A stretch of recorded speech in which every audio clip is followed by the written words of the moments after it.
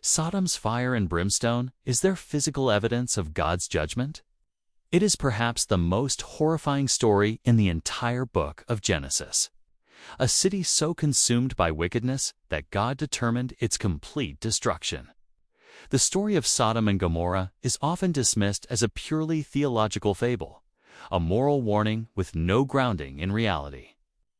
Skeptics claim no geological or archaeological event could account for the fiery judgment described in Genesis 19.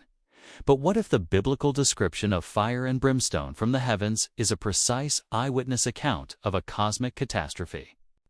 Today, we reveal stunning archaeological evidence of a major Bronze Age city in the region that was instantly vaporized in a blast unlike anything seen in human history.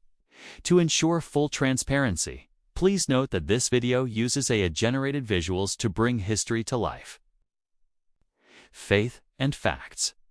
Where ancient mysteries meet modern exploration. The dominant skeptical challenge to the Sodom narrative is the lack of a known, cataclysmic event that fits the timeline and the description of being destroyed by fire and sulfur. They demand a layer of destruction that is instantaneous and widespread. Our thesis is this: recent, meticulous archaeological investigation at the site of el-Hammam, located in the precise area described in Genesis 13 as the cities of the plain, has uncovered an extraordinary destruction layer consistent with an intense, high-temperature, atmospheric airburst event, not a volcano, earthquake, or standard warfare, providing powerful physical confirmation of the biblical account, the skeptics claim. For decades, the search for Sodom and Gomorrah has been mired in uncertainty. Traditional locations near the southern end of the Dead Sea offered limited or ambiguous evidence.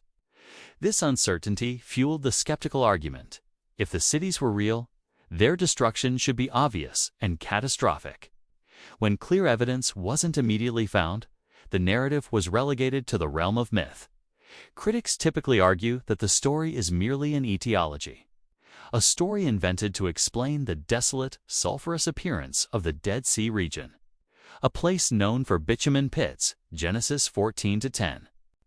They claim the imagery of fire, brimstone, sulfur, and smoke rising like a furnace is simply derived from naturally occurring geothermal activity, or perhaps volcanic eruptions projected onto a theological narrative of judgment. Furthermore, skeptics contend that the sheer scale of the destruction described, where the cities and the entire surrounding plain were wiped out and salted, Deuteronomy 29-23, is too immense for an early Bronze Age narrative and must be hyperbole. They reject the possibility of a direct divine act, demanding a strictly naturalistic explanation. And when conventional warfare or local fires don't fit the evidence, they dismiss the biblical testimony altogether. This maximalist demand that a literal smoking crater be instantly identifiable centuries later has prevented an objective look at the highly specific geological and material evidence that has been found in the region. The focus must shift from simply finding a name tag to understanding the mechanism of destruction described in the Bible. A sudden fiery event originating from the sky that instantly destroyed a populated area, followed by immediate abandonment. The core evidence revealed, the crucial evidence, comes from the archaeological site of el-Hammam, also known as Day, a massive, heavily fortified city located just northeast of the Dead Sea, perfectly positioned in the cities of the plain described in Genesis 13. Day was the largest, continuously occupied city in the southern Jordan Valley during the Middle Bronze Age, fitting the description of a city of great significance. Around 1650 BC, a colossal and instantaneous destruction event occurred at el-Hammam. Dr. Stephen Collins and his team uncovered an enormous 1.5-meter thick layer of burnt ash, charcoal, shattered mud bricks, and melted material across the entire city.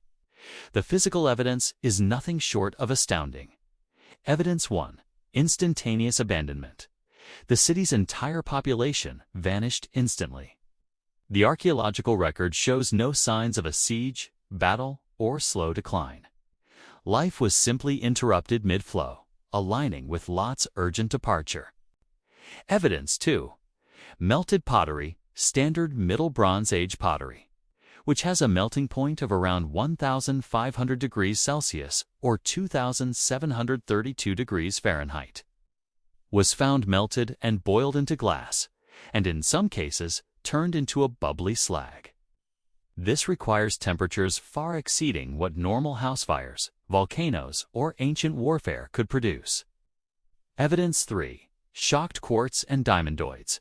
Geochemical analysis of the destruction layer revealed the presence of shocked quartz, a geological marker only formed under immense pressure, typically from meteorite impacts or nuclear detonations. Even more compelling was the discovery of minute, carbon-based diamondoids and melted iron and silicon-rich spheres, all indicating temperatures of at least 2,000 degrees Celsius or 3,632 degrees Fahrenheit. This specific, unique signature of extreme heat and pressure strongly points toward a latitude cosmic airburst, a massive asteroid or comet exploding in the atmosphere above the city, similar to the 1908 Tunguska event, but much larger. The intense, superheated flash pulse of plasma, pressure, and heat wave would have instantly vaporized the city, causing the mud brick walls to shatter into dust and the surface materials to melt into glass. Contextual proof and alignment. The scientific evidence for a cosmic airburst at Tal el-Hammam aligns with the biblical description of divine judgment in Genesis 19 with breathtaking precision, validating the text as a historical report, not just a moral tale. A. The mechanism of destruction. Genesis 19:24 states, "The Lord rained down burning sulfur, brimstone, and fire from the heavens." Archaeological proof. An airburst event does not leave a large impact crater. Instead, it delivers intense heat and shock waves from the sky.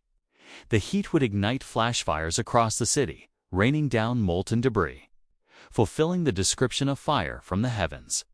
Furthermore, the catastrophic shockwave would instantly flatten structures and human life. The intense pressures needed to create the shocked quartz and the extreme temperatures required to melt the pottery perfectly matched the destructive force of a localized airburst. B. The resulting desolation. Genesis 19:28 describes Abraham looking toward the cities of the plain and seeing dense smoke rising from the land like smoke from a furnace. Archaeological proof. The airburst explosion would have incinerated the city, creating an enormous, sustained fireball and smoke plume matching the furnace description. Crucially, the region around Tal el-Hammam, after the catastrophe, remained abandoned for 600 years.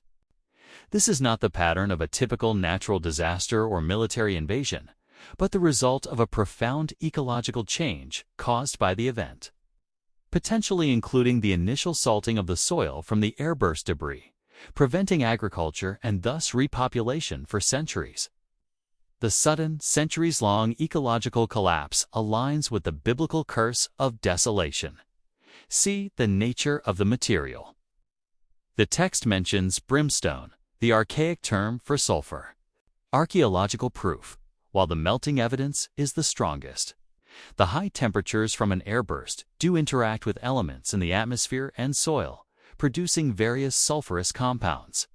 But the key alignment is the event's sudden, fiery, and heavenly origin, completely bypassing the need for a natural terrestrial process like a volcano. The destruction of Tal el-Hammam provides a unique physical mechanism, a cosmic impact event that perfectly fits the highly descriptive and non-conventional language of the Bible's historical account. Conclusion, significance, and defense. The evidence from Tal el-Hammam fundamentally shifts the Sodom debate. No longer is this merely a morality tale. It is a meticulously preserved archaeological record of a devastating, unique airburst event that aligns with the Genesis 19 narrative. The specific details, the sudden destruction, the extreme heat, the instant abandonment, and the description of fire from the heavens transcend coincidence. The Bible faithfully recorded a cosmic event that scientists are only now beginning to classify. This site stands as a powerful testament that God's judgment, as recorded in Scripture, is not theological fiction, but historical, physical reality. If you found the evidence in this deep dive compelling, know this: the mission of faith and facts is to systematically dismantle skepticism by showing that the Bible is the most archaeologically confirmed book in human history. To see the full scope of the evidence, make sure you watch our full-length documentary compilation, Ancient Truths: The Unshakable Foundations of Scripture, where we tie all these proofs together. If you want to support this work, please hit that like button, subscribe for weekly evidence updates, and share this video with one skeptic you know. This presentation utilized AI-generated imagery and synthesized voiceover narration to maximize the visual quality and delivery of this historical and archaeological analysis. Thank you for watching, and may your faith be strengthened by the facts.